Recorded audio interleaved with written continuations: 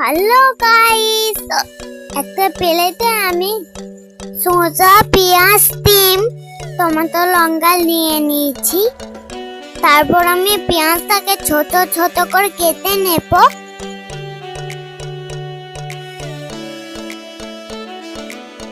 পেঁয়াজটা কাটা হয়ে গেলে টমেটোকে ছোট ছোট করে কেটে নেব।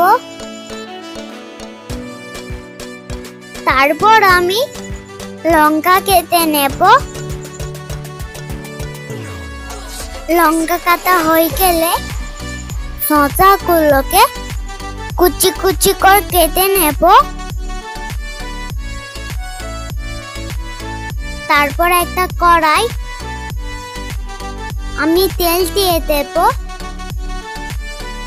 তেলটা গরম হয়ে গেলে কুচিয়ে রাখা পেঁয়াজ দিয়ে দেব, কুচিয়ে রাখা টমেটো দেব, কাঁচা লঙ্কা দেব।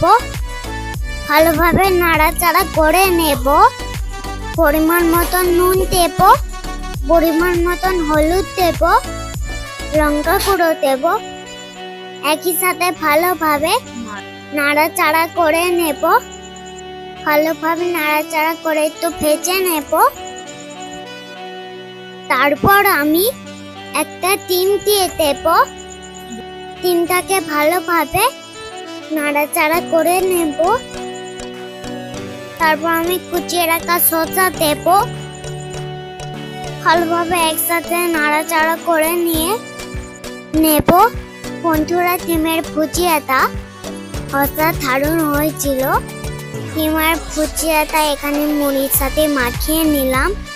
বন্ধুরা, খেতে খুব সুন্দর হয়েছিল। ওকে, বাই।